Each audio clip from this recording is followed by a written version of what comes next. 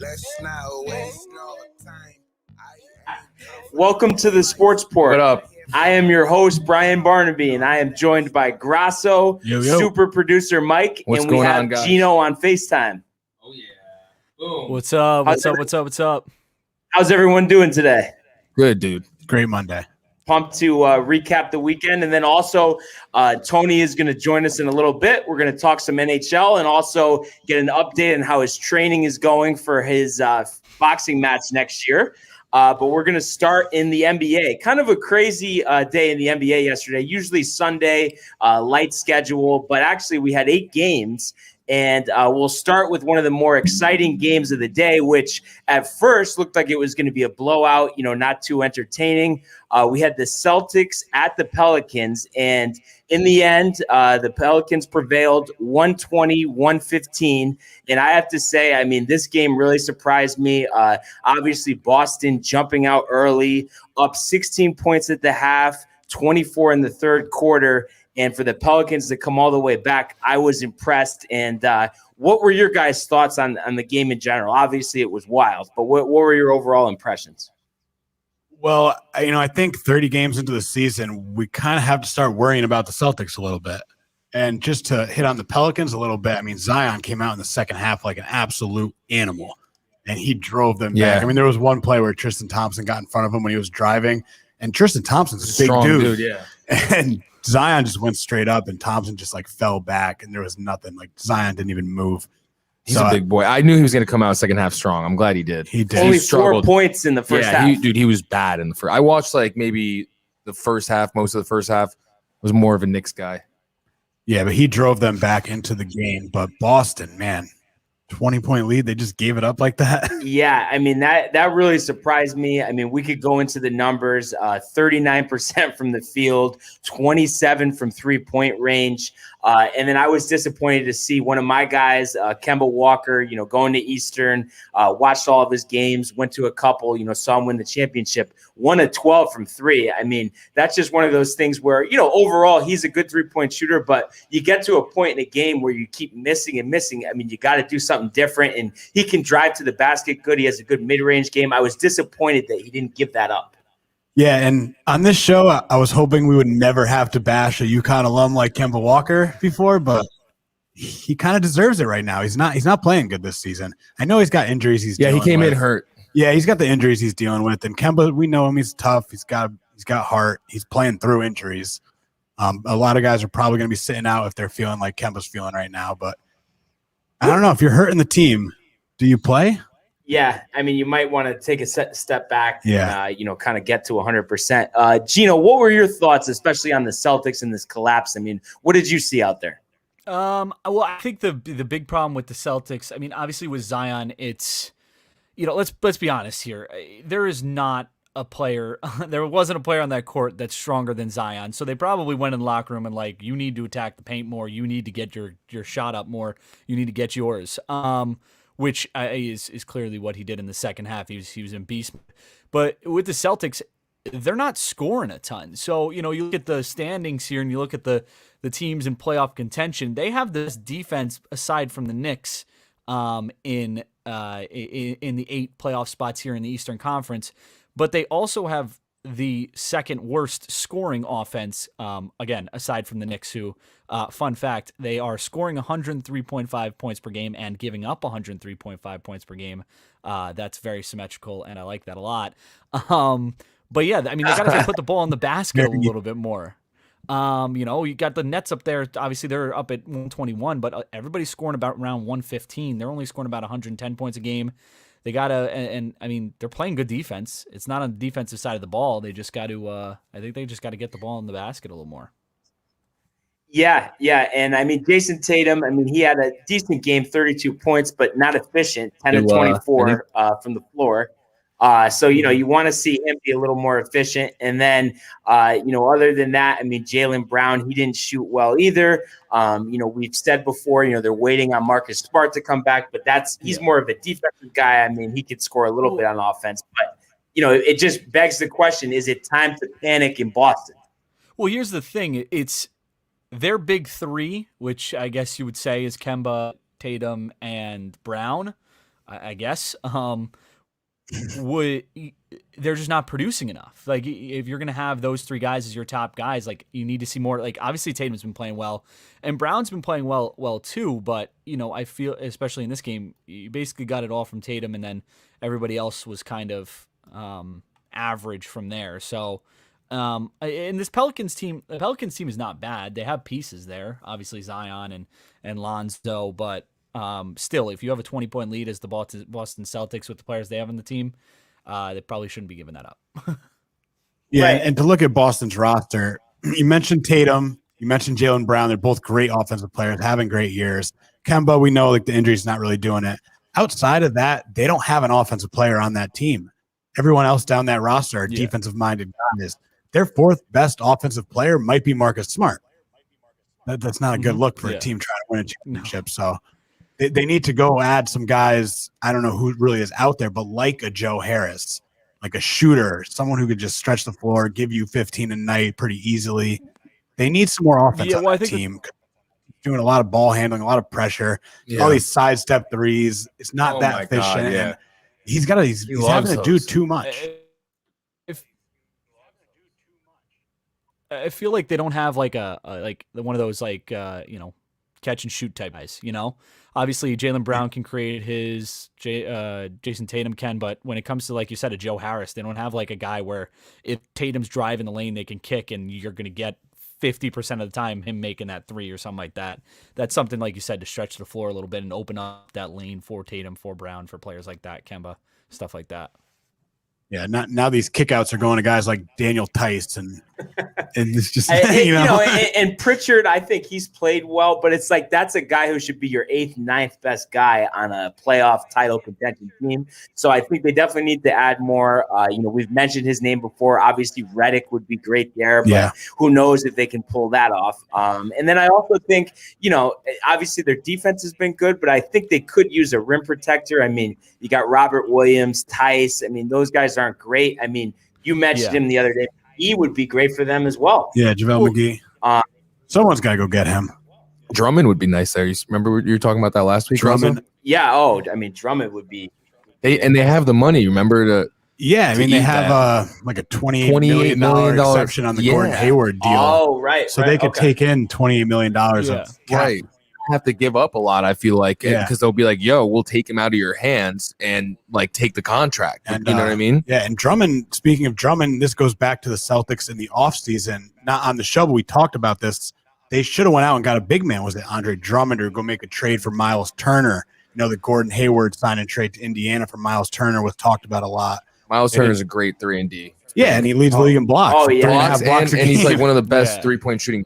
I mean, imagine if they had him yesterday on Zion. I mean, that would have been a completely different ballgame. Yeah, and you got to question Danny Ainge. Is he doing all he can do in the front office to put together the best roster? And is Brad Stevens using this roster? Because we've seen them, like the rotation's been all over the place. I mean, I know they had COVID issues. I know they've had some injuries, but you have Jeff Teague in and out of the lineup. You had the rookie Aaron Naismith in and out of the lineup. He's a guy that can shoot.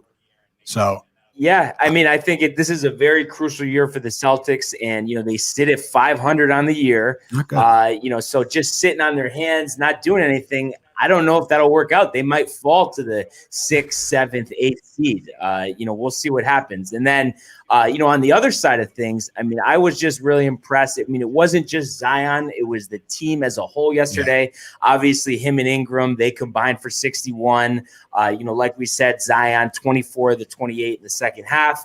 But the biggest thing for my thing is we've known that they could score all season. But on the defensive end, 52 points allowed in the second half in overtime. I mean, there's no way they've come close to that all season.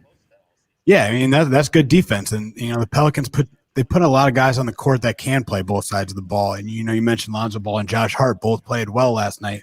Both played close to 40 minutes, I think. So these guys getting on the court is a big advantage for the Pelicans.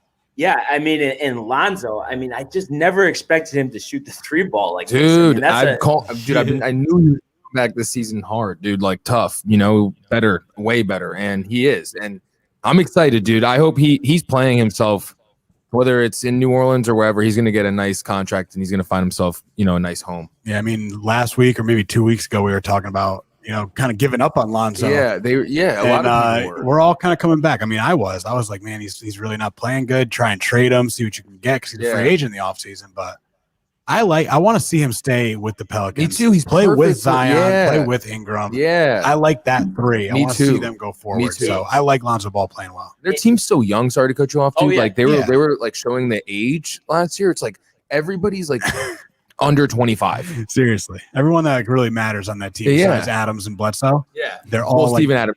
Yeah, he's the man. But yeah, all the young guys. Yeah, but he's like 27. I'd like to see them keep them all for a long time. And I know, they were under 500 last year, under 500 this year.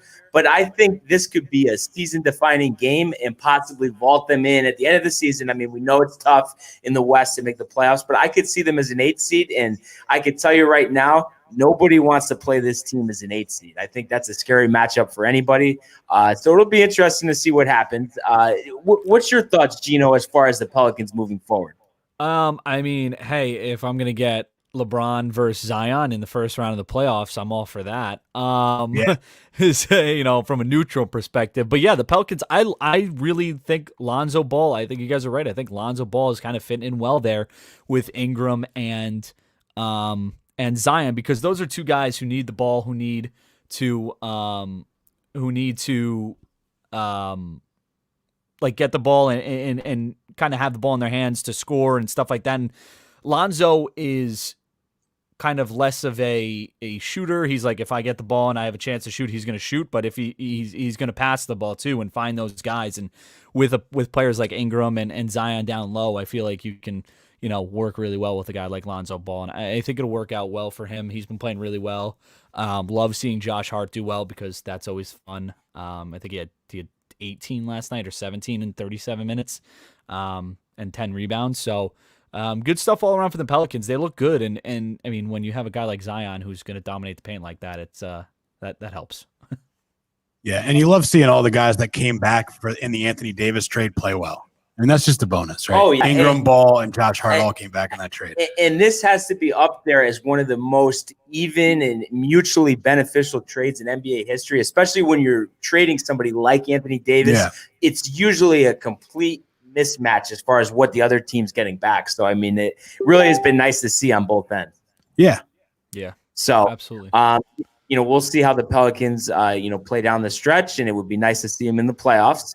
And then another game from yesterday that was very exciting, a lot of star power. We had the Nets playing at the Clippers. And at the end of the day, the Nets come away with another victory. They're 6 straight, 112-108 over the Clippers. And, this 6 straight win is despite not having Kevin Durant. I believe he's missed the last 4 games. Once again, they're led by Kyrie and James Harden. They combined for 65 points. And it was funny. Obviously, the lead wasn't as much, but this almost looked like it could be a Boston game where they're up 15 in the 4th, and the Clippers come back to tie, changing possessions in the last minute, and they end up taking the lead on a DeAndre Jordan tip-in, off a Kyrie missed three-pointer, and never look back and come away with another victory. Just on the Nets side of things, what did you guys take away from real this? quick before we go to that, boys? This just an AJ Tanucci. I don't know who that is. Zion's going to the Knicks 2024 World Champs. Book it. A bold prediction there. What up, AJ? AJ's one of our friends. I'm joking. We know him and we love him. What up, bro? Hey, AJ. Yeah, I love that, especially because if RJ keeps balling, why wouldn't they want to pair up? They love each other. Pair the Duke boys up. Let's do it. But yeah, continue. Well, what did you take away, Grasso, from the game? Kyrie Irving is an absolute magician with the basketball. Say whatever you want about him off the court and whatever, but some of the finishes he had around the rim last night and just what he does with the ball is he's a treat to watch. Harden played great again. I mean, he's getting the whole team involved. And these guys, they played hard on defense too. I mean, those two specifically, Kyrie and Harden. So if those two guys are going to come out and play tough defense, the other guys are going to follow. And again, they're doing this without Kevin Durant. So, but if you did watch the fourth quarter of that game, like you said, it was almost like a Boston situation. I thought they were going to blow it. They looked terrible in the fourth quarter. Yeah, no, I thought so too. Yeah. And I think one reason why they did win this game DeAndre Jordan had a heck of a game. I mean, 13 points, 11 rebounds. That's always very good. Coming out of the center position, he's not expected to score too much. But then 4 blocks, the clutch tip in at the end. Just one thing that'll be interesting down the stretch, because of the trades, they don't have too much depth, so they need to play him a lot more than coming into the season that they expected. And we saw the Clippers foul him purposely at one time, because he's 50% from the line this year. Yeah. Are they going to be able to keep him in the lineup late in the game? I don't think so. I think he'll be off the floor. Yeah. Especially in the playoffs. I mean, last night, I think part of the reason he played good, he looked angry last night. And part of that, I think, was playing the Clippers. It was a high-intensity game. Team he used to play for, too. But, no, I don't think he's going to last on the court in the playoffs towards the end of the game. He's too slow getting up and down the court. He did have 4 blocks last night, but he really doesn't protect the rim that well. Yeah. As well as he should. He doesn't rebound like he used to. He still does rebound pretty well, but it's going to be hard to keep him out there. And that means you're going to see a guy like probably Jeff Green, unless they go out and make a move and bring someone else in that could play. But, we'll see with DeAndre Jordan. He played great last night. If they get that from him going forward, even in the playoffs, then they're in great shape. I don't see it happening, but we'll see. What's your takeaway, Gino? In terms of the DeAndre Jordan situation, I would agree. I don't think he has any. And Gino's Valid. mic is mute. Hello, can you hear me? Still muted. Oh, what is While he going gets on that right now? solo way out. All right. We'll take it from here for now. And then, on the other side of things, the Clippers, obviously it's disappointing for them that they weren't able to, they make that great comeback, but, just come up a little short. Kawhi and Paul George had Hold on, Gino, are you there? Yeah. Can you hear me? There he is. Hey. There we go. Okay, cool. Go ahead, Gino. Yeah. DeAndre Jordan, let's start there. I don't think you can keep him on the court. I mean, obviously free throw shooting is the most important thing in the playoffs, I think. Because if you're going to be in a tight game, which the Nets presumably will be because they can't play defense 95% of the time, although it's getting better. It's getting much better, which is, a scary sign for the playoffs because they've already beaten the top 7 teams in the West, and they're going to dominate the East. In terms of the Nets in general, I mean, Grasso, you said it. I mean, Kyrie is he's so good, man. And listen, I personally, in my opinion, some of the things off the court, not great, not a great look. Some of the things he's done probably could have been smarter, but when he's on the court and when he's playing, when he's locked in, he is easily, one of the best players in the NBA. He's so good. It's just unbelievable. So much fun to watch. And then him and Harden, and they're doing this without KD. I mean, it's kind of ridiculous. This team is built to go far and win a championship, and I can't. I mean, see is any it reason why safe they to don't. say that they're going to the finals? I mean, I don't see any way how they don't. There's Philly? at this moment. I think Philly could be the only team. I was going to say, we're talking about DeAndre Jordan. I think there's 2 teams that, the Nets are going to have a lot of trouble with if they don't stack up with big men. Yeah. And it's the Lakers And and Philly. yeah, because, dude, Joel Even Embiid, maybe Milwaukee, but I think they'll be all right. yeah, they'll be all right. But you can't have Jeff Green guarding AD. I mean, he's going to. You can't have Jeff Green guarding Joel Embiid. You can't have KD guarding Joel no. Embiid. Dude, he's going to drop 80 in the playoffs on them. Honestly, he's going to break records. Yeah, but you look at the other side of the floor, and then KD's probably going to drop 75. That is true. Well, yeah, you got to spread the floor out. They're going to probably, they're going to probably run Joel Embiid up and down the floor. I mean, even if they have a smaller lineup, it's not like they couldn't compete with Philly. It's just obviously Joel Embiid inside the paint is going to be terrible. Yeah, and the Nets, if the whole NBA is healthy, I don't think anyone's beating the Nets. The Lakers are probably the only team with a chance. I mean, and a lot of people are going to pick the Lakers in that series. It could be a toss-up. I'm going to pick the Nets. But going back to last night, I think the other team that's capable of winning a championship this year is the Clippers. And I thought they would have came back in that game. And then about 3 minutes they got left. hoed. They got hoed with that call. Twice. Yeah. Well, twice, too. If you go about 3 minutes left in the game, they just pulled Paul George. Minutes restriction, I guess. Oh, my God. He played 32 minutes, but he can't finish the last 2.5 minutes of the game. That is so it's ridiculous. Soft. And it's a close game. Here's the one thing about the Nets. I mean, these guys, they have a short bench. They're playing 8 guys right now, and obviously, presumably, when KD gets back, he'll play I mean, that'll extend to like a 9-man bench. But I mean, you got KD, Kyrie, and James Harden playing 40 minutes a game. I mean, is that going to be, are they going to get tired by the time the playoffs come around? Because you're playing almost every day now with cancellations and stuff like that. So, I mean, maybe that takes a toll on the Nets. I guess maybe that's something that would be, I guess, a factor that might play into them not performing as well in the finals or in the Eastern Conference Finals. As I think they'll be good, dude, because they had a shortened preseason. You know what I mean? Like, it's not the same. It's not the same season. So I feel like it kind of equals itself out. You know what I mean? I think they're pretty good, but depth is very important in the regular season, just to keep those guys, like you said, from playing 40 minutes. It's not ideal for them to be playing like that. Like LeBron's probably playing closer to 30. Like that's more ideal for stars and teams that are going to be they'll deep in the playoffs. But it'll be more like that this season. But then they'll retool in the offseason, get some more depth, some veteran guys, and then they'll have that depth and bench as well. I feel like. And if you look at the buyouts, it happens every year. I don't know who's going to be bought out this year, but who's not going to want to go play for the Nets? You know who they could get? Blake? Boogie just got bought out. I mean, he's about to. Boogie's not really the guy that's going to fill those things. I know, but yeah, but you don't need really these guys to play 40 minutes. Guy, you know what I mean? I think minimum they're going to add 2 guys, though, honestly, because just like we said, I mean, and then when Jeff Green gets injured, it's crazy. Jeff Green, I mean, on a championship team, he should be like, we've said before, 8 or 9. I mean, he gets elbowed by Beverly, leaves the game. That's a huge loss. And then not at that position, but I was impressed. Bruce Brown last night, kind of not a well-known guy, second year. He had 13 and 8, so seems like they want to get him involved more. But like we said, I think they're going to add some buyout guys. So, we'll see what happens there. And then, on the Clippers side of things, who's going to be their third guy? We know George and Kawhi, like I said, 63 points last night. But I think the rest of the starters, they only combined for 16 points. Who's going to step up? I think, honestly, they're reaping a little bit from losing Montrezl Harrell in the offseason. I mean, he was that guy. I mean, even though he was off the bench, but he and they lost, what's his name? Didn't they lose? Oh, no. Well, I guess Lou Williams could be. Well, Shamit was traded, right? I mean, he was a defense guy for them, right? Well, I think did they bring like Luke Kennard in or something like that? They brought in Luke Kennard's Kennard. been disaster over and there. Lou Williams seems like he's past his prime. I mean, I was gonna say it has to be Lou Williams. He doesn't look great so far this season, but I think he'll come around. I mean, it's Lou.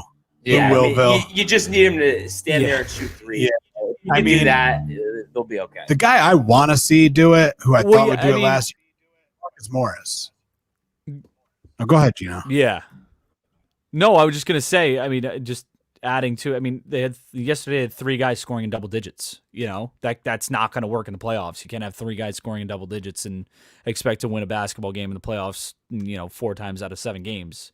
So they're going to have to find some production from somewhere else.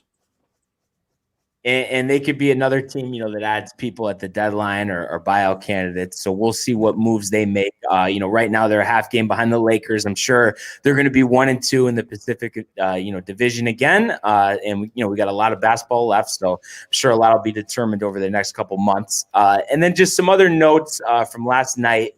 The Knicks with another victory, 103-99 at the hands of the T-Wolves, and they actually got their coach, Ryan Saunders, fired.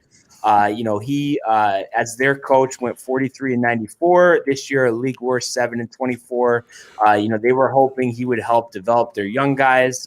D'Angelo Russell's been out, but same thing with Anthony Towns. They have Anthony Edwards this year, so they were expecting a little more, and they just really haven't been competitive this year. And one thing that really just stood out to me, I don't really remember this ever happening. I guess it happened back in 2009, but already they've hired Toronto assistant Chris Finch as their head coach. And it just seems like a rush move. They had Thibodeau a couple years ago. I thought they should have kept him. They need a veteran leader to take a chance on an assistant when also, you want to actually do worse. So you probably want to keep Saunders in there because they have a top 3 protected pick. I just think really not the right way to go about this. Yeah, they're trash. I mean, honestly, they're garbage. That whole organization's garbage.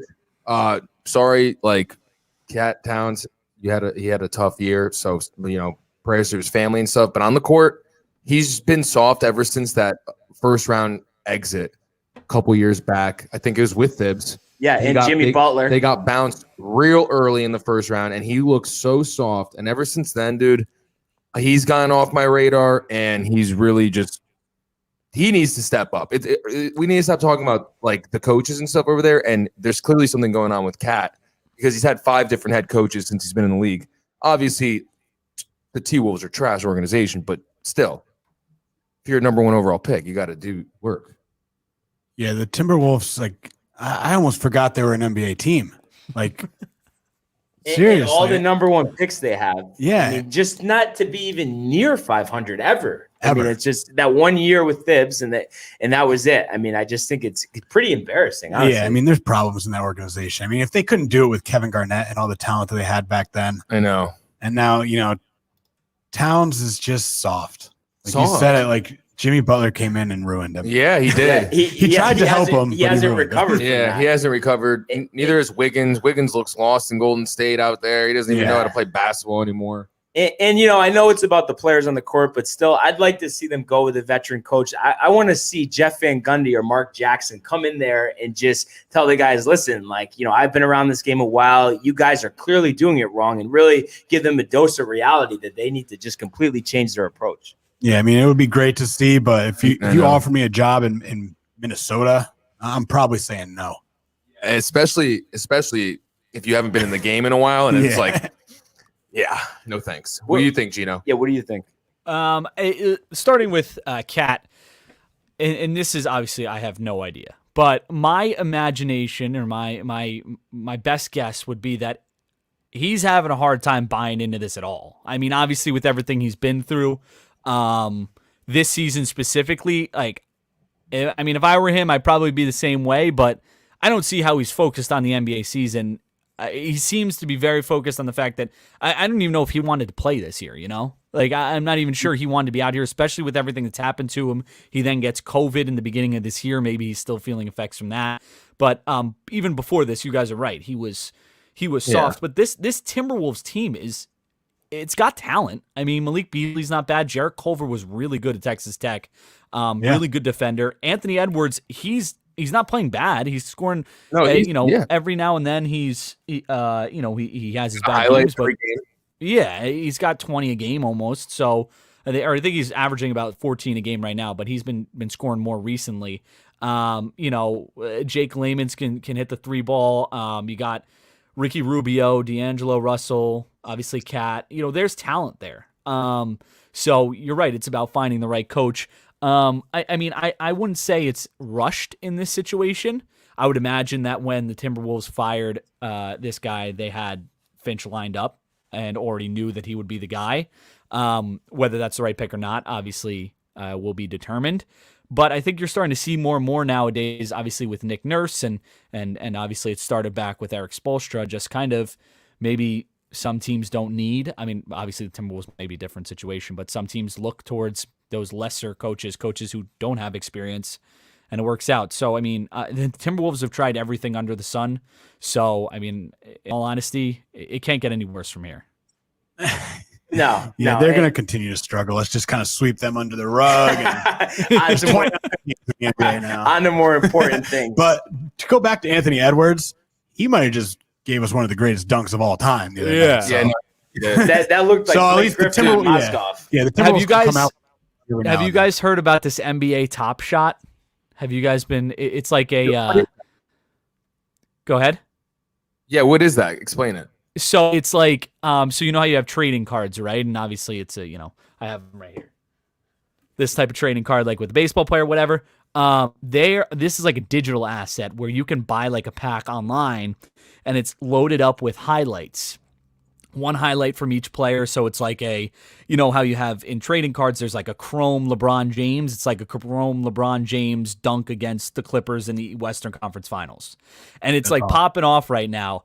And I would wonder when that pack comes out, how much that pack is going to be worth. Because these are, I mean, if you look online at NBA Top Shot, they're selling on the marketplace for like $2,000, $3,000, sometimes at the least. And some of these are like the listings. There's only 2 listings for some LeBrons, and it's like $208,000. It's ridiculous. It's crazy. Wow. What are we doing here? I don't know. I know. I don't know why we're sitting here. What was the website, Gino? Top Shots? Yeah, NBA Top Shot. And then just before we get on to the games tonight, just a couple other things, over the weekend. Now, with their win yesterday, the Raptors have won 4 straight. The Magic have won 3 straight. And the Bucks, we mentioned before how they had lost 5 in a row. They win their games over the Thunder and the Kings. It was nice to see Giannis step up big in the paint, like we talked about, 38 and 18 last night. So just out of those 3 teams, which, mini winning streaks here do you feel like is most important and is going to, propel those teams into the best position possible by the end of the season? Well, I think it's the Bucks, just because they are the most important team out of that group, and 5 straight losses to a team that barely lost 5 games last year. It's kind of embarrassing. And now they got 2 wins under their belt, and they could kind of keep going. They're waiting for Holiday to come back. I think he might even come back this week, which would be huge. That would be huge. And if he can come back after these 2 wins, if they can keep it going, get 3 or 4, maybe 5 in a row, then the Bucks are going to be a problem again. I still don't think they're a top 2 team in the East. I think Philly and the Nets are better than them, but they're still the Bucks. They're a good team. Yeah, I think in the playoff series, Giannis has to average 40 a game. Yeah. Middleton 30. Get all these contributions from bench guys. What do you think, Gino? Personally, you look at the schedule and who they lost to, and then who they beat in these last 2 games. Yeah, they lost to Oklahoma City in the middle of that 5-game stretch, but Oklahoma City's not that great. And then they beat the Kings, who have been. I don't know what happened to them. They started off the season like the Cavaliers. They started off the season so well, and they've been kind of average since then, if not below average. Coming back. Yeah, hopefully, because they have a good team too, and I love De'Aaron Fox. But I'm not sure. I feel like it's more the Raptors. The Raptors are a really bad start to the season, but now they're starting to find things out here. Figured out they're up to 5th in the Eastern Conference. Listen, the Bucks are going to be fine. You guys said it already. I don't think the Bucks are. I think they're a step back from the Brooklyns and the Philadelphias of the Eastern Conference, but they're gonna make the playoffs. That's not a question. But I think for the Raptors, this is a big step in the right direction for them. They get above 500, which I imagine is the first time this season they've been above 500. And now they're up in the 5th, and they're tied with Indiana with a shot to kind of move into that 3rd, 4th role with the Bucks. So. Yeah, and I think the Raptors too, that's just an example of just a good organization, well-coached, Nurse. And, he's only been the coach now, 3 or 4 years, and he's really gained a lot of respect throughout the league. So, I think they'll be a tough out. Still probably a first-round loss, because I can't see them really being in the top 4. But, we'll see what happens. And then tonight, I think we have 6 games on the schedule. We're going to start with previewing. We have the Grizzlies, who come in 13-13. At Gino's Mavs, 13-15. And let's start with you, Gino. What are your initial thoughts about this game tonight? Last time we talked about the Mavs, I said that we need to wait because they were coming off the COVID stuff. They were still feeling the effects of it. Lost 8 of 10 over that COVID stretch. And we needed to wait to kind of see what they would be. I think now we're starting to see more of what they can be. They're playing better offensively, at least. They're 13-15 now. I think they were. I don't know. They were worse than that significantly in panic mode last time we talked. I think that, I know you put down here, Barnes, about the center. The center position is a huge position for the Mavs that they need to figure out. Cauley Stein and Powell are just not good enough to play that position for a team that wants to make the playoffs and compete. Luka's been going off. He broke his career high 3 times. The last 3 times they played, I think he had 42, 43, and 44 in 3 straight games or something like that. So he's been playing really, really well. They do need a little bit of consistency, but this would be a big step in the right direction for them if they can beat this Memphis team. I think they have enough to do it, but it's going to be another one of those, shootouts where Ja and Luka just go at it, and we'll see who comes out on top. What do you think about this matchup, Kratza? I think it's a very even matchup. I like everything Gino said about Dallas. They are coming around a little bit. I think they are a piece away on both sides of the ball. They could be a little better on defense. Obviously, they need some guys, center position. They could use some more scoring. But, not everyone's a championship contender every year. So, I mean, I think Dallas is good. I think they're one of those middle of the road Western Conference playoff teams. But right now, at around 50%, and Grizzlies are right there too. I want to see if Memphis could kind of take advantage of Dallas down low. If Ja can get to the hoop, if they could use some of these big guys, Jonas and Brandon Clark and Kyle Jackson. Anderson. Is Jackson back? Oh, I don't know. I know he's been hurt, but yeah, if he's there. But the Grizzlies, they got size. If they can come down and pound it down in the Mavericks in the paint and see what happens with that. I don't know when the last time. Sorry to cut you off there, Barnes, real quick. I don't know when the last time Memphis played was, but Dallas is coming off an 8-day break, so that could help them as well. I know that from some of the reporters, they said this is the first time, that I think Porzingis or the starting five, Porzingis and Luka, this is the most they've practiced at all together at any point this season. Even before COVID, before the season started in training camp, the group that they have right now hasn't practiced as much as they have over the past 8 days together. So, maybe that's a factor. Maybe it's a factor that helps Memphis because Dallas comes out cold. I think that's something to look for in this one. Yeah, and I think that's also, there hasn't been too much practice this year. That's why I think we see a lot of these teams they'll struggle for a bunch of games and then they'll play good for a bunch of games and they'll struggle again. And there's just a lot of inconsistency throughout the entire NBA this year. So, I mean, it's going to be fun. Yeah, and I think you couldn't get really a more important game for both teams, and it's for a variety of reasons. They're separated by one game in the standings, and they both have tough schedules coming up. Memphis has to play the Clippers twice in a row. Obviously, that's going to be tough for them. And then Dallas, after this, they play Boston, the 76ers, and the Nets. So this is really going to determine, a lot of things going forward. And 3 L's. Like Gino was saying, the center position, the reason why it's so important, besides that those guys have not played up to the expectations set forth for them, is that Porzingis as a center on defense is terrible. And just on the offensive side of the ball, he wants to be on the perimeter. He plays best as a stretch 4, which is kind of funny, talking about a guy who's 7'2", 7'3", but that's his natural position. And I just think Dallas is so much better when he can play the 4 and they don't have to mess around with him at center. Yeah. Well, they play the pick and roll really, really well when he's in. So that's like a huge thing for them.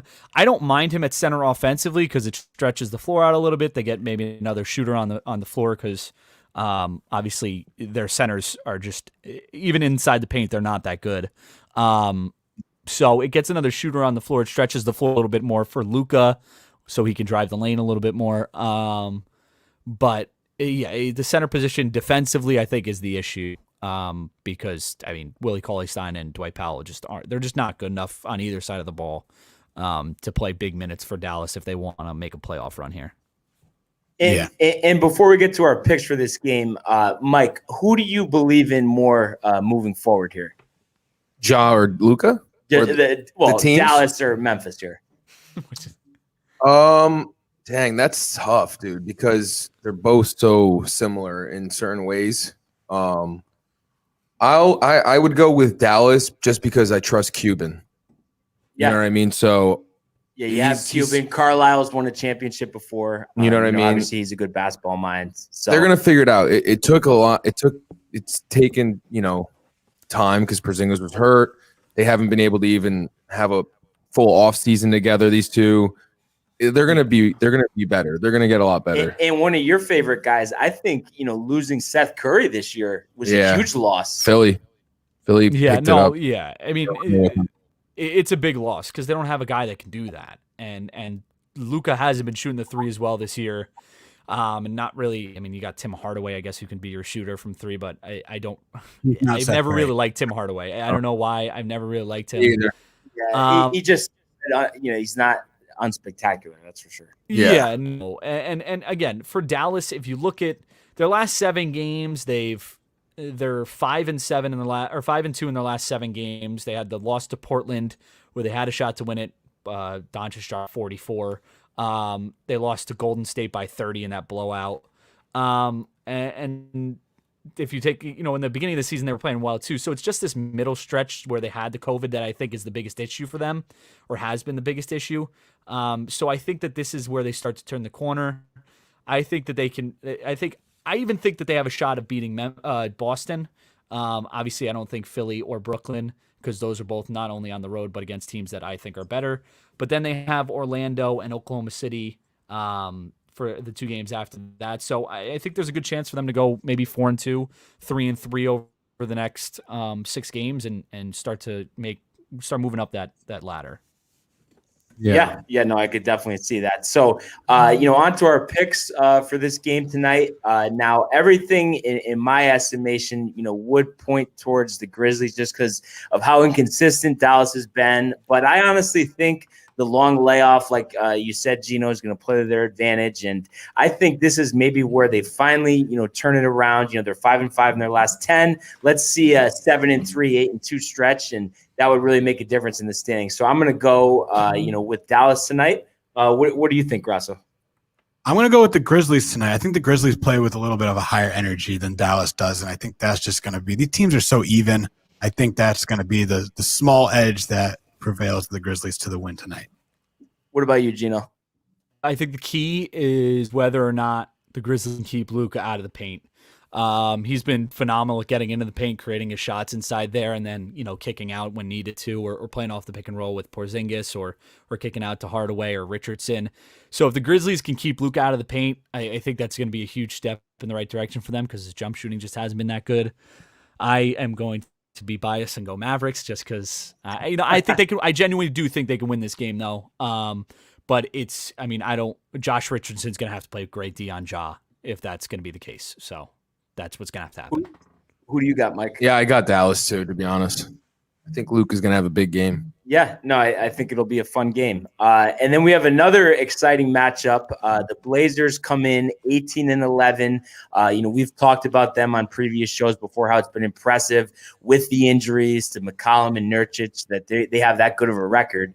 The Suns are actually hosting them. They come in 19-10. So, you would expect both teams score a lot. And the Blazers tend to play at a high tempo, all those 3-pointers that they shoot.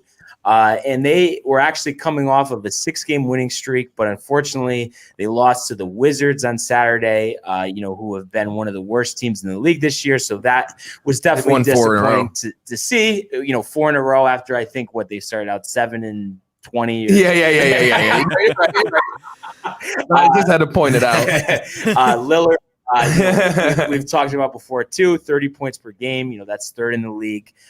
So what do you guys see just in terms of this matchup tonight? Do you think it's going to be a close game, or do you think the balanced Suns roster is going to be too much for the Blazers to keep up with? Well, I think these are 2 of my favorite teams in the whole NBA. I mean, I don't think they're championship teams, but with what they've done in the offseason, these were my 2 favorite teams. But, Portland, Damian Lillard's done a great job carrying this team. And without McCollum, without Nurkic, it's him and Melo and Gary Trent. And so to see what they're doing with that. That's right, Melo, hell yeah. But I think the Suns are still a little bit better. I think Booker's coming along. He's finally playing like the Devin Booker we know, the one that could score 70 points in a game. And like you said, very balanced roster. DeAndre Ayton's just a menace inside, and the point guard is running the show, and he's playing great too. So, I got the Suns. Yeah, no, I'm leaning that way too. And it's just amazing what Chris Paul has done. Houston couldn't get rid of him quicker. His efficiency was terrible, and he plays great in OKC last year. And before he went to OKC, there was talks that, he's not a good teammate. He's not going to be motivated, but he helped those guys out a lot. And I think for Gilgeous-Alexander moving forward, that one season is going to be very valuable. So it's really been impressive. Him, and then Booker's been on fire. So I think this is one of those games, I'm going to lean towards the Suns. I think the only way that the Blazers can win is if Lillard goes for 60. Hits 10 3-pointers, something crazy, which is really not that crazy for him. Really but what do you see in this matchup, Gino? I think let's talk about Damian Lillard first. Obviously not getting named as an all-star starter, which I guess he lost out to Luka would be the correct comparison. Which, listen, everybody's made out of it. They have the same stats. It's an individual thing. You're not making the All-Star game because your team is 13-15. You're making the All-Star game because you're dropping 29 points. So, I don't think it's that far-fetched of an idea to think Luka was an All-Star this year. But Damian Lillard doesn't get nearly enough respect. And those things can be, mutually acceptable. He is one of the best players in the NBA. He's so much fun to watch. His range is unbelievable. And you guys are right. What he's doing without McCollum and Nurkic has been fantastic. But I mean, we talked about my favorite team. We're talking about my favorite player now, and Chris Paul. And I just think this Suns team is better all around, like you said, than this Blazers team. And I can't see a way where the Suns team loses tonight. But it's going to be a close one. I would say it's not more than a 10-point victory for the Suns. I would say it's probably within single digits. So, the three of us are in agreement, with the Suns. What do you think, Mike? You going lone wolf again? Mike's going Portland, and Melo's dropping 50. No, it's I was going to say it's Dame time for sure. He's gonna hit a game winner. That would be exciting. And then, it'll be interesting to see. We've talked about it a bunch, but I just still, every time I watch them play, I feel like I'm more and more impressed with the Suns. And I honestly think they're going to end up in the top 4 seed. And they're another team. Nobody wants to play them in the playoffs. I mean, forget about it. And what a good story it would be if they could make a Western Conference final. Chris Paul, having to, hear all this stuff about how he can never advance and this and that. So we'll see what happens. But like we said, I think, it'll be an exciting game tonight. We have some other good games tonight as well. So it should be entertaining, Monday night in the NBA. And then also moving on from the NBA this weekend in the NHL, we had a lot of excitement. We previewed it on Friday, and Tony's going to join us to go over that. What's up, guys? Cousin Tony. What's everyone doing? Ugh. Gino, I can't hear you because I don't have a headset, but your room looks filthy, bro. It's a mess. It's an absolute mess, and that's like undeniable. Yeah, God. Your mom's probably so pissed, dude. Yeah, but I mean, I got this nice PS5 box right here. Do you have one of those, Tony? Oh, I don't have one of those. Where did you get that? Yeah, that's what I thought. Best Buy, clicking add to cart for 20 straight minutes. Did you? Yeah. You paid normal price? I paid the regular price. Yeah, whatever, $500 or whatever it was. Yeah, it was fantastic. Yeah, most exhilarating moment of my life. Probably definitely the most exhilarating moment of last year. You're probably trash at every game you own anyway. It doesn't matter. Yep, absolutely, 100%.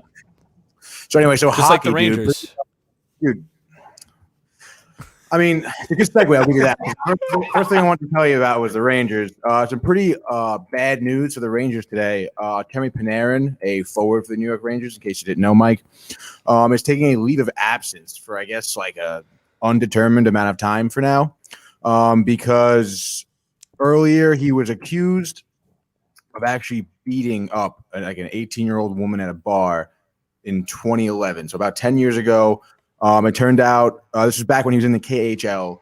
One of his older coaches, I guess, just like reported this to a Russian tabloid. So obviously the news broke out. Panarin was like, he denied it right away.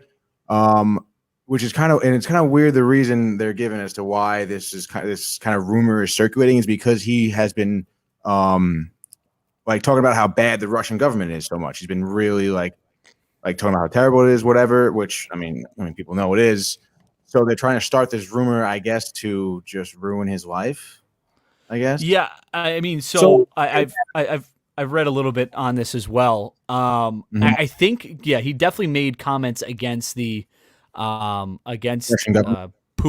and the government. Yeah. So that obviously, that's a rumor, but I think the guy who's also making the comments is like not a trustworthy source and like obviously a Putin backer and stuff like that. So I think there's a little bit that there's question about like whether the comments were true and all this stuff because of that as well. But a easy situation and probably about as bad of a situation that could possibly happen from a Rangers perspective as well. Yeah, dude, absolutely. But what I do love, I mean, the Rangers are stand by Panarin. Obviously they know like who Artemi is, so they're like standing by him, which is great, dude. So like he's just taking a break for now, like until they, I guess, somehow disprove. I mean, I wouldn't even know. Like, I mean, obviously, no woman has come forward or anything yet, so it's like what are we doing? It's one of the great stories. Go ahead. Oh, sorry, Gino. No. That we've ever heard. And I think, like Tony was saying, it's one of those times you don't want to rush to judgment. Let him stay away from the team. Let the facts play out. We can't be in such a hurry to say, oh, this definitely happened. This definitely didn't happen. Nobody knows that yet. Right. Yeah, it was a different country too. So we really don't know. And a decade ago. Right? Yeah. It's happened 10 years ago in Russia. So I think that's the other thing too, is that he's probably taking leave of absence more for his family because he still has family members that live over in Russia. And I mean, we don't know too much about the Russian government and how they handle things, but we can, I guess, infer. So, I mean, obviously there's some worries there, I'm sure. So, it's going to take some time for this to pan out, but from an NHL Rangers perspective, a very, very big loss. Yeah, unfortunately, he is I think he's leading the team in points right now. So, sick loss. Anyway, what you want, Mike? Reese Fabiani says, "Hey, Tony, that's me. Is it? I'm Tony. You're Tony? I'm Tony. What's up, Tony? All right, so moving on. Also, this weekend was the Lake Tahoe hockey games, which I was so pumped all week for, dude. Love me a good outdoor game. I was very interested in see how the production goes and stuff like that. Mike and I started watching it. Saturday was Avalanche Nights, and it was fucking awesome, dude. I mean, it literally looked like a painting, bro. Like snowy mountains in the background, lake behind the ice, dude. It was killer, dude. It was so awesome. We got the Avalanche were sporting the throwback jerseys to the Quebec Nordics, dude. Like Vegas was looking hot too. Nordiques, sorry. Like Gino's a little more Canadian than me, I guess. Yeah. I wasn't. But although the location was perfect, the conditions were very less than perfect, dude. I think it was 40, super sunny, and dude, immediately the ice was just shit, man. There was ruts and divots everywhere. There was a shot of literally, they showed a replay in slow-mo. The ref and a player are just simultaneously just cruising by and then just eat shit, both of them. So hilarious. And those are professionals. Yeah, these are professionals. And then they're talking about it, man. Players are like, dude, I'm worried. I can't go as fast as I can because I'm worried I'm going to eat shit and break something. Yeah. So they play one period and then there's a delay. Turns out to be an 8.5 hour delay. Yeah, dude. And I thought so bad. Production team because they're the commissioners win wherever the locker room talking to I guess NBC people, probably the coaches as well, to kind of make a decision as to what's going to go down, and the production guys are just trying to fill time, and it's oh dude, it's brutal. So they finally make a decision. It was should we wait it out? Should we wait till tomorrow? Should we just keep playing? And they ended up deciding to wait until I don't know what time it was. I guess it was 9:00 California time, maybe midnight. No, 9:00 over there, midnight on the East Coast. Eastern. Yeah. I think there was something 9 hours between the first goal of the game and the second goal. Yeah, dude, crazy. Set a record. I would think, right? I would think so. We hope so. Right. But anyway, so I don't know. I mean, it's kind of tough because obviously this is a great idea, and now is the time to try this shit out because there's no fans, thank God. Imagine going to that fucking game and then you gotta leave, dude. The only fans that were a couple of canoes and boats over in the lake, which was awesome. The lake was thawed. Yeah, yeah, right. And it's dude, what? I mean, I don't know. I feel a lot of people are we're technologically advanced now, right? We can't. Keep ice frozen. I know. They'll figure it out because that is going to be. That's just going to be. Would be such an important event for them to have every year. I feel like. I feel it would be so cool. The response was so good that I feel like they can't not try it again. And I think they definitely need to do that and have it more often because I think hockey, to get some more national notoriety, just because it kind of falls under, the MLB, the NFL, just to really kind of move up the world. And I think everyone will be excited to see that, see those games more often. And then eventually, we can have fans there as well, dude. I'd fly over Lake Tahoe to watch that game. Oh yeah, Sure. Like you said, Tony, it was beautiful there. Beautiful. It was beautiful. Oh my God, dude, gorgeous. Outdoor hockey sounds amazing, so hopefully they can get it right. I know, dude. But the game still went pretty well. I mean, Avalanche won 3-2 over the Knights. It was a close-ass game. Nate McKinnon had an assist in the first goal, and then he had the second goal that was 9 hours later. Close game there. And then they ended up moving the Boston Flyers game to 9:00 the following day. It's supposed to be, I think, a 3:00 or noon game. And it was going to be even hotter on Sunday. So they're like, we got to move it. Yeah. Which obviously panned out. Boston fucking rolled over the pause that one too. I don't think so. At night? I heard they had to pause. Oh, maybe they were just talking about moving back. I heard they had to pause it or something like that, or there was delays in that one as well. But maybe it was just moving it back. Yeah, I don't know what you're reading, dude. But but no, the nighttime game was like seriously like less cool because it was night, dude. Like you couldn't see anything in the background. Yeah. It was on the lake, and they had like a fucking spotlight on the rink, and that was really it. So they got to figure that shit out, dude. Like, come on, we can't keep ice cold, guys. Any matchups tonight in the NHL you have your eye on? Tonight, dude. And I think the Rangers are playing tonight. No, they're not. I mean, we got the Lightning, Hurricanes are playing. Honestly, I would Avalanche Knights again, dude. Like it was a close game the first time around. These are both two really good teams who are in a competitive area.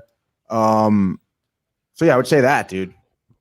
There's also sorry to cut you. No, go on. Lightning, Carolina will probably be pretty good. I'm pretty sure they're pretty close in the standings. And then Dallas, Carolina's Florida, probably. Dude. Oh yeah, be interesting to see Dallas. Is that their first game back since being all the snow and stuff? Are they at Dallas? Yeah, I think that's the first game back. They had a really good stretch to start because they had the COVID thing at the very beginning, and then and they won like their first 5, and they've been a little shaky since, and now they got that big break. But yeah, Carolina's been rolling, and Tampa kind of falling off a bit. So yeah, for real. I said I want to say it's the Whalers jerseys. Carolina's been wearing them the throwback jerseys. Oh my God, they're so fresh. Yeah, it would be something. I mean, obviously, it's probably not going to happen. But if they ever brought the Whalers back to Hartford, that would really, dude. It's like, I mean, we're in Connecticut, obviously, so like, give us something, dude. There's a huge following still for the Whalers, dude. Yeah, like, I mean, I see people at least like 3 times a week. I notice someone wearing some type of Whalers gear, with a hat, jersey. Like, it's awesome. I see a Whalers sign 10 feet to my left. Yeah, dude. That's what I mean. But I mean, I think we've seen the NHL likes to expand, so you never know down the road. Just to kind of broaden their reach a little more. It's tough because they have 2 minor league teams here. They have the Bridgeport Sound Tigers and the Hartford. Why am I blanking on the Hartford? Gino, help me out here. Dude, honestly, you're on your own. I don't even know. I couldn't even tell you. The Hartford Yard Goats is the minor league team. That's all I know. That's what I keep thinking of too, dude. I'm such a shithead. Doesn't matter. I don't care. It's the Hartford Bridgeport Bluefish. That's what it is. Yep. That's it. You know what? You suck, dude. You suck more. But so the NHL, it's been entertaining this season. We'll see what happens down the stretch. Fuck me up, dude. Just a couple golf notes here. We had the Riviera, Genesis Invitational. Max Homa, it was very exciting. He wins in a playoff over Tony Finau. And it was funny the last couple of weeks, I've been talking about Jordan Spieth, how he's right there, can't close. Tony Finau, he won the Puerto Rico Open 2016. He's had 10 runner-up finishes and just can't seem to get over that hump. Shoots 64 in the final round. Terrible to see that, but I know he's right there. I know he's a talented golfer, and I think he's going to win sooner than later. We have our first World Golf event this week in Florida. It was moved from Mexico, so I'll preview that later in the week, and I think that should be an exciting event as well. And then also, which I know we're all very excited about, Sunday we have our first MLB spring training games. Who's ready for some baseball? Dude, I am. Mike is. Let's go. Yeah, so let's keep basketball rolling. But the spring training games, obviously, it's just an opportunity for everyone to see their teams, their guys get a couple at bats, and as the spring goes on, you get a little antsy. You can't wait for opening day, but that first spring game, really it's gonna cool. Be fun, dude. Yeah. People are gonna be pumped. I know I'm gonna be drinking for it. Who the Mets playing on Sunday? That's all that really matters, right? Tony? They're not playing. Wait, Sunday's the 20th. They're playing the Monday? First, and I don't know who they're playing. I thought the Yankees played on the 27th. Okay, I thought it was the Yankees Blue Jays on the 28th. 28th. I play the Blue Jays first, and then Detroit. And then speaking of the Blue Jays, they actually announced last week this whole thing, with Canada and the virus and crossing the border. The Blue Jays, last year they play in Buffalo. They had some problems with the lights, the short field really was kind of wacky. And now their first 2 series, they're going to play at their spring training site in Dunedin. So the Yankees are actually going to be the second series of the season. They're going to go there. So that's pretty dope. Yeah. So, I mean, it's just kind of funny because you're used to the same teams at the same stadiums, barring obviously when they build a new one. So to have a spring training, have minor league, it's just something different, a different backdrop. So, that'll be interesting to see. And I just can't wait for the season. Quick comment from AJ Tanucci. The Mets are almost as irrelevant as the Jets. Tony, thoughts? I think AJ Tanucci is an idiot. Can I say that? Can I say that on here? Doesn't matter, dude. That's him admitting that you are right, AJ. No, it's not. Dude, they're way more relevant than the Jets. Like, goddamn.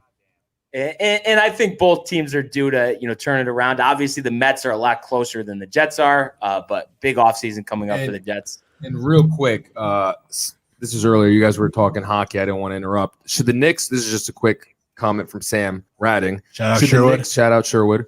Should the Knicks make a move for Levine without giving up Randall? But I mean, who are they going to give up? Nicolina? Like, I don't think. He said Nicolina. No, but Mike, me and you have talked about this a lot since the season started, and we're all about keeping that young core together, like the RJ Barrett. Now Emmanuel Quickly is in that core. Knox, Toppin, Mitchell Robinson, keeping those guys together and just letting them roll. Bringing in a guy like Levine, who like right now is in his prime. Maybe it makes them like a 5 or 6 seed in the East, maybe, but it doesn't prevail them to that next level where I think you would go and kind of trade guys like Barrett or Knox or future draft picks. And we talked about it before. I think it was big, bringing in Rose. Gibson had a nice game yesterday. That's the type of thing you want to do. You don't want to give up any future assets because the Knicks have struggled to build something for a while now, and we know that they're headed in the right direction. Finally. Yeah, no more, we'll trade 4 first-rounders and, give Noah $60 million. Oh, my God. Yeah. And Curry $100 million. Yeah. Jerome James, after one Sonics playoff game, gave him a fat contract. Yeah, and Levine he's great, but he's not like an elite going to win you a champ. He's not Durant, he's not LeBron or Kawhi. So if I'm the Knicks, I'm holding with what I got. I'm playing. I like what I'm seeing. So let's see what they do in the offseason. Yeah, the Knicks are moving in the right direction. Yeah, absolutely, and it'll be interesting to see how Obi Toppin down the stretch, develops. I think they'd like to see him, score a little more and get those consistent minutes. I think that'll be big. Quigley's had a great year too, so it's been nice to see that. And I've honestly been impressed with Elfrid Payton. I thought, he was like basically going to be out of the league, and he's had actually some decent games. Yeah. I mean, what do you think of Payton, Mike? I mean, personally, I really don't like him. But he, in the beginning of the season, Groston knows I was saying trade him, trade Randall. Bench him, get him out of here. Ntilikina, send him back to college. Ntilikina at Peyton and should never see the floor, actually. Yeah. And, he's come through a little bit, but, yeah, he's gone after this season, though. Yeah. Bye. Yeah. No, I wouldn't doubt that. And one thing I would just like to add too, I know, we didn't preview this game, but the Jazz are hosting the Hornets tonight. I think, that should be an entertaining game. The Hornets, while they're not a contender, they're 14-15, and it's been exciting to see, LaMelo Ball play. He's had some nice games, great all-around player. The Jazz, we finally saw them, add another loss, in their loss column. Still, of course, winning 21-23. But I'm going to make a little prediction here. I say the Hornets with the upset, and LaMelo Ball is going to have a 30-point triple-double. I love it. And then JPO isn't going to tell me that I don't talk about the Jazz enough because they lost. I said, and they're going to lose to the Hornets. So I would like to hear what you have to say now, JPO. Maybe we'll bring him on next episode. Yeah, definitely. But before we wrap it up, any other things that anyone else would like to add? Me and Mike were talking about the Jazz the other day, and they're the number 1 seed. Do you really think they're a championship contender? And I don't think they are. They remind me of the team, this was years back, the Atlanta Hawks team that had Al Horford, Paul Millsap, Kyle Korver, Teague. I think 4 All-Stars that year. Yeah. I mean, the Jazz have Donovan Mitchell. Atlanta didn't have anyone near that caliber.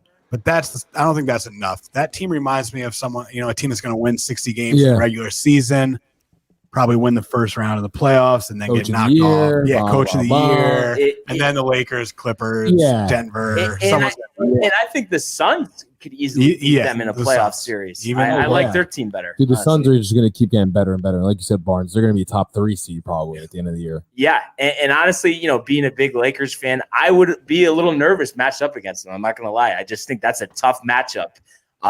So I think that would be a 7-game series, honestly, if we get that. So we will see what happens. We'll watch all the games tonight, and we'll be back to recap this next episode tomorrow. So looking forward. We're going to be doing this now live every day, Monday through Friday. We're going to be seeing the Sports Port coming at you hot all the time. And if you guys want to be a part of the conversation, if you guys want to be on the show even, all you got to do is DM Downtime TV on Instagram, Facebook, and we will get you on the next episode. Absolutely. And I'm looking forward to recapping some Yankee wins, maybe some Met losses. Nah, just kidding. What the fuck, dude? Yeah, baseball season around the corner. So Padres taking the chip. DJ, shut up. Dude, honestly, though. But so that'll wrap it up for tonight. But I'd like to thank everyone for joining us live on Facebook, Twitch, and YouTube. We'll see you next time. Have a good night, everyone. Later. Peace.